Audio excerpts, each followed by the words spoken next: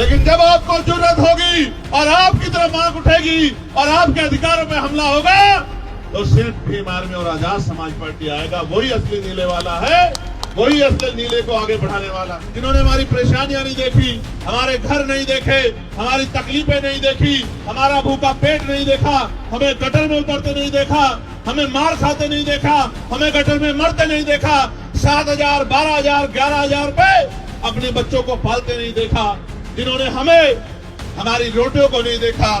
Corona काल में मुख्यमंत्री जी ने घोषणा की कि हर कोरोना वॉरियर को 1 करोड़ रुपए मिलेगा। क्यों भाई, यही थी ना घोषणा।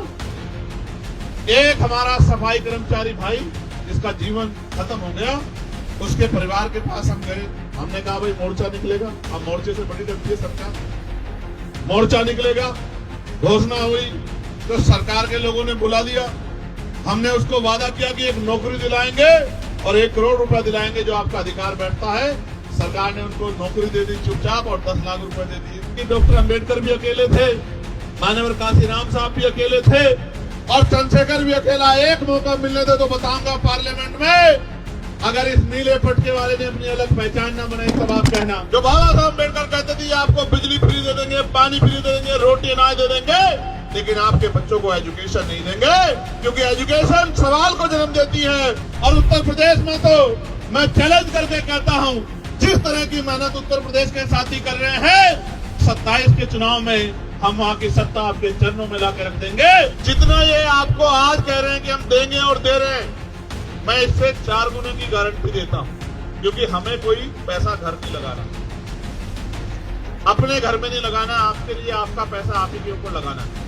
तो जो ये दे रहे हैं इसके 4 गुने की गारंटी मैं आपको देता हूं। वहां की भाजपा सरकार कहती है हम सबके साथ सबके विकास की बात करते हैं, लेकिन जब हमारे लोगों पे जुल्म होता है तो विकास भी गायब हो जाता है और सबका साथ भी खत्म हो जाता है।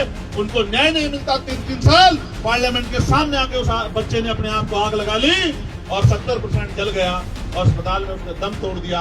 आखिरी लाइन उसकी ये थी कि मेरा भाई मुझको न्याय दिलाएगा। लेकिन जब बाबा साहब अम्बेडकर संविधान में हमें वोट का अधिकार दे के गए हैं और इस वोट की शक्ति के आधार पे राजा महाराजा बड़े नेता जिन्होंने हमारी बस्तियां नहीं देखी, जिन्होंने हमारी परेशानियां नहीं देखी, हमारे घर नहीं देखे, हमारी तकलीफें नहीं देखी, हमारा भूखा पेट नहीं देखा, हमें गटर में उतरते नहीं देखा, हमें मार खाते नहीं देखा, हमें गटर में मरते नहीं देखा, 7,000, 12,000, 11,000 रुपए अपने बच्चों को पालते नहीं देखा, जिन्होंने हमें हमारी रोटियों को नहीं देखा, जिन्होंने हमारे खाली बर्तनों को नहीं देखा, जिन्हें आज भी हमसे गैर बराबरी का एहसास होता है, वो भी हमारे बीच में आते हैं, हमारी माओ के पैर छूते हैं, हमारी बहनों का हाथ पकड़ के कहते हैं कि आप मेरी बहन हो, हमारे घरों में आते हैं, हमारे बीच में बैठ के खाना खाते हैं,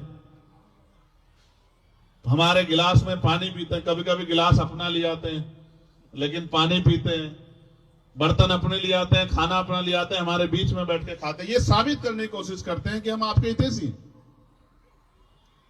लेकिन जब आप पे जुल्म होता है, जब आपके अधिकार छीनते हैं, जब आप कहते हो कि ठेका नहीं होना चाहिए, संविदा नहीं होनी चाहिए, पक्की नौकरी होनी चाहिए जो संविधान कहता है, समान काम समान वेतन होना चाहिए, तो तब वो सब लोग घर भाग जाते हैं। मैं घटना और बताता हूं। कोरोना काल में मुख्यमंत्री जी ने घोषणा की कि हर कोरोना वॉरियर को 1 करोड़ रुपए मिलेगा। क्यों भाई, यही थी ना घोषणा। एक हमारा सफाई कर्मचारी भाई जिसका जीवन खत्म हो गया, उसके परिवार के पास हम गए, हमने कहा भाई मोर्चा निकलेगा। अब मोर्चे से बड़ी डरती है सरकार, मोर्चा निकलेगा।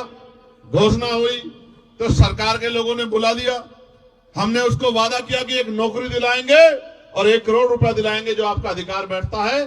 सरकार ने उनको नौकरी दे दी चुपचाप और 10 लाख रुपए दे दिए और उससे कहा कि चुप हो जाओ, घर में जाके बैठ जाओ। हमने इनसे कहा कि मोर्चा निकालेंगे चलो, तो बोले वो तो लड़ ही नहीं रहे।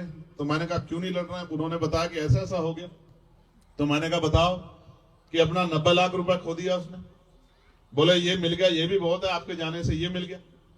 यही दिल्ली में नए साल पे एक बेटी को घसीटा गया था, आपको याद होगा, 10-11 किलोमीटर बवाना में उसके परिवार के साथ जाके उसके ऊपर हुए जुल्म की लड़ाई हम लोगों ने लड़ने का काम किया। तो हमने कोशिश की आपकी आवाज बनने की। अब आप कोशिश करो हमें ताकत देने की।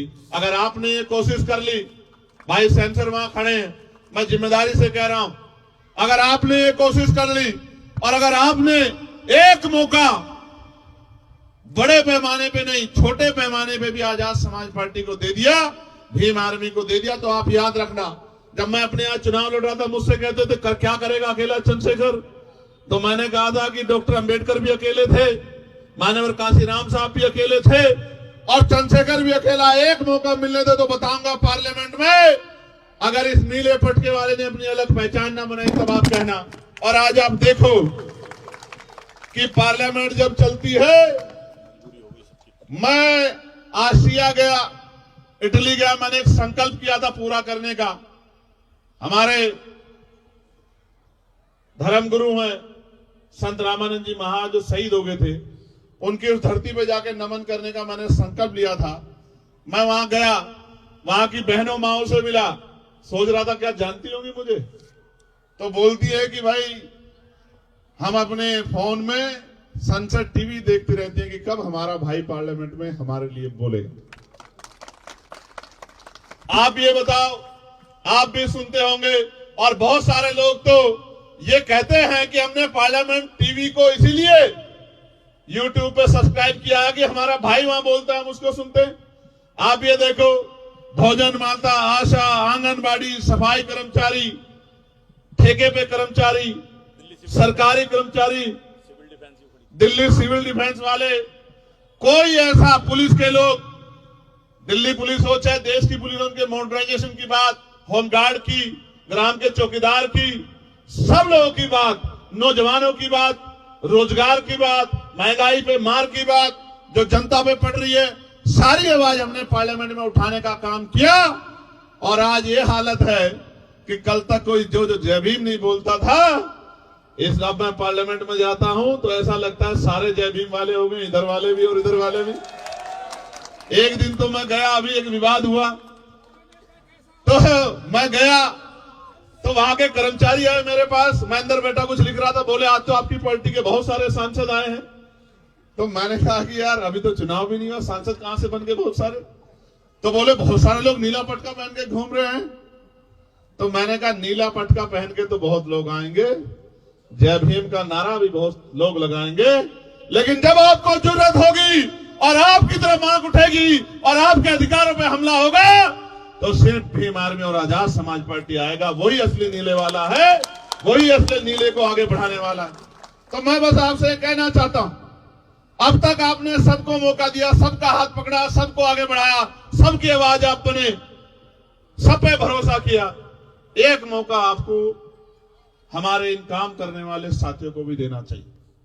और अगर आपने एक मौका इनको दे दिया, मैं आपको लिख के देता हूं कि ना फिर आपको किसी और झंडे की जरूरत पड़ेगी, ना डंडे की जरूरत पड़ेगी, ना नेता की जरूरत पड़ेगी, क्योंकि नेता मां के पेट से जन्म नहीं लेते, नेता संघर्ष से पैदा होते हैं। और भीम आर्मी ने संघर्ष करके नेता तैयार किए हैं, जिनको कल तक नकारा जाता था, आज उनको बड़े बड़े नेता फोन करके कहते हैं कि हम पे अपना आशीर्वाद बना के रखना।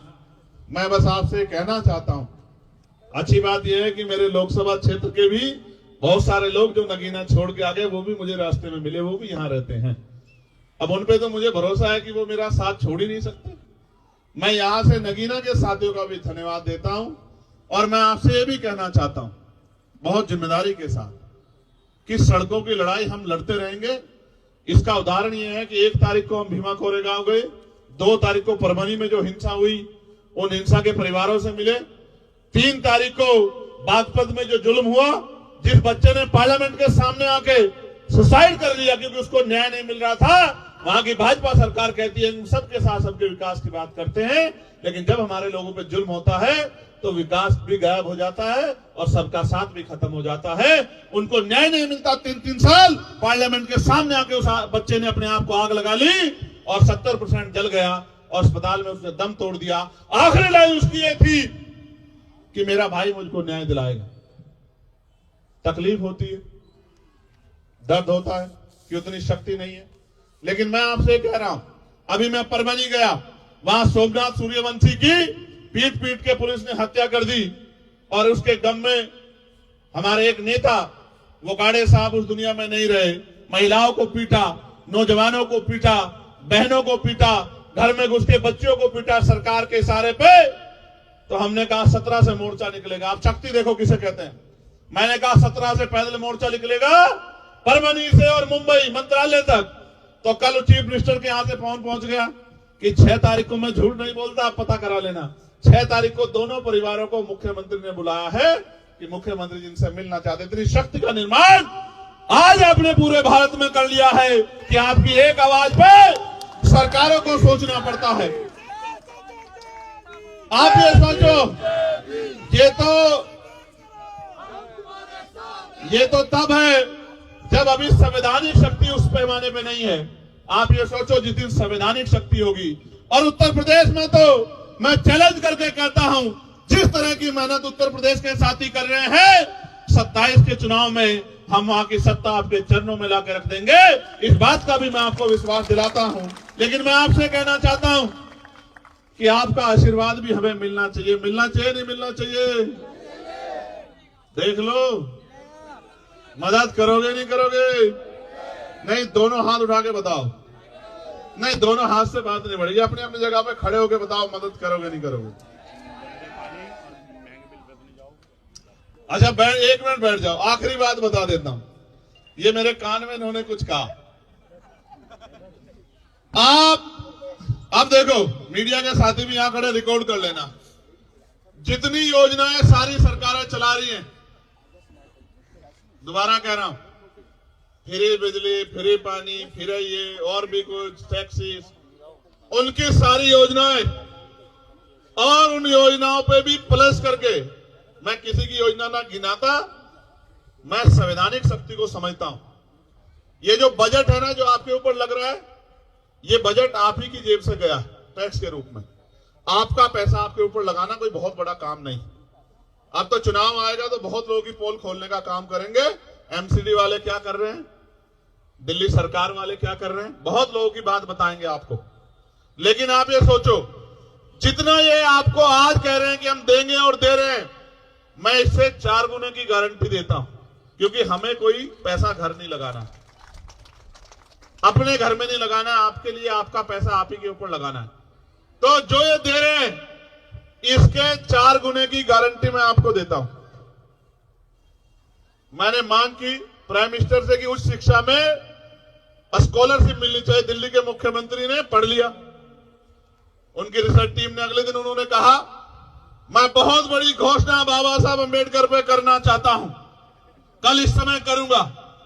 हमारे साथियों ने कहा कि मुख्यमंत्री जी को एक घोषणा, हमने कहा हमारा चार्ट उठा लो, 12 घोषणा में से एक घोषणा उसमें से ही होगी। तो कहा, बाबा साहब अंबेडकर शिक्षा को बड़ा महत्व देते थे, तो उस शिक्षा में हम लोग स्कॉलरशिप देने का काम करेंगे। मगर अब देखो कितने तेज है, गौर से सुनो, वो अपना एडमिशन करवा ले तो उनको बाकी सारी मदद हम लोग करेंगे। भाई ये बताओ, 12वीं तक के स्कॉलरशिप देके डॉक्टर बना दोगे क्या?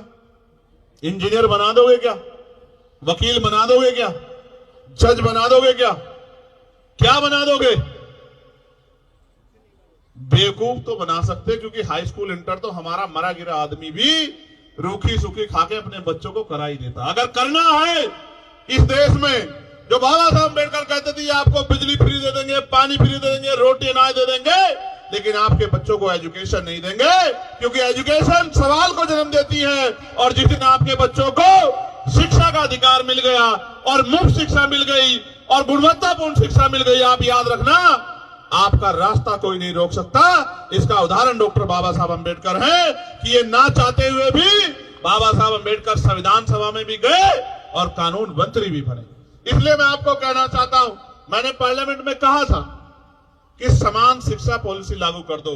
मैं सत्ता पक्ष को भी कह रहा हूं, विपक्ष को भी, अगर आप इतने अच्छे हो तो करो समान पॉलिसी लागू। अगर बाबा साहब समान शिक्षा पॉलिसी लागू, अगर बाबा साहब अम्बेडकर को नेता मानते हो, बाबा साहब अम्बेडकर की बात को मानते हो, समान हेल्थ पॉलिसी लागू करो कि गरीबों का इलाज भी, क्या तो सारे प्राइवेट स्कूल अस्पताल गरीबों के लिए भी खुले मुफ्त में, या सबका इलाज सरकारी अस्पताल में हो और इलाज बेहतर से बेहतर होना चाहिए कि पैसे की कमी कारण किसी की जान ना जाए। होना यह चाहिए कि गरीब के बच्चे को एजुकेशन वो कभी तक ले, गुणवत्तापूर्ण एजुकेशन, और वो इतने कम दामों में मिलनी चाहिए, किसी की जेब ना कटे। हमने तो देखा अपने आप से कि बड़े स्कूलों में, प्राइवेट में हमारे लोग हिम्मत करके भेजते हैं। मेरी माएं पेट पे कपड़ा बांध लेती हैं, एक टाइम का भोजन काट के अपने बच्चों को पढ़ाती, क्योंकि बाबा साहब कह के गए थे। लेकिन सच ये है कि ये सारे काम आपके आसान हो सकते हैं अगर आप अपनी राजनीतिक ताकत बना लो। मैं ये महसूस करता हूं, आप सब कुछ सीखे बाबा साहब से, बस ये अपनी उंगली का सही प्रयोग करना नहीं सीख पाते, जो सबसे आसान काम है। इस उंगली का सही प्रयोग करना सीख लो, आपके बच्चों के और आपके तरक्की के रास्ते खुलने में बहुत देर नहीं लगी। आप यहां आए, आपने मुझे सुना,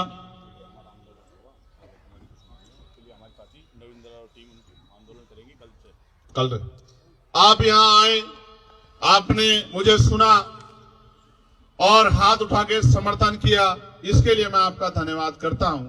लेकिन मैं आपको ईमानदारी से बताऊं, अगर आप इकट्ठे हो जाओ, आप वाले नहीं, जनता से कह रहा हूं, बहुत तेज आदमी निशान हमारा ले गए, जिससे हम लोग घर चलाते हैं, और नाम ऐसा रख लिया कि हर पार्टी को इनका लेना पड़ता है नाम, है बहुत तेज लोग हैं यहां। तो मैं आपसे ये कहना चाहता हूं, अगर हमारे कमजोर समाज का हाथ हमारे सर पर आ जाए, उनका आशीर्वाद मिल जाए, तो फिर किसी दूसरे की जरूरत नहीं पड़ेगी, फिर आप अपने आप में शक्तिशाली हो जाओगे। आपके किसी के दरवाजे पे जाके नेता को ढूंढने की जरूरत नहीं पड़ेगी, क्योंकि आपके ही बच्चे आगे बढ़ के नेता बन जाएंगे। और वही बाबा साहब अम्बेडकर चाहते थे कि हम किसी के आगे हाथ फैलाने वाला नहीं, हम किसी के आगे हाथ फैला के मांगने वाला नहीं, देने वाला समाज बने। हमारी कुर्सी में, हमारी कलम में ताकत होनी चाहिए।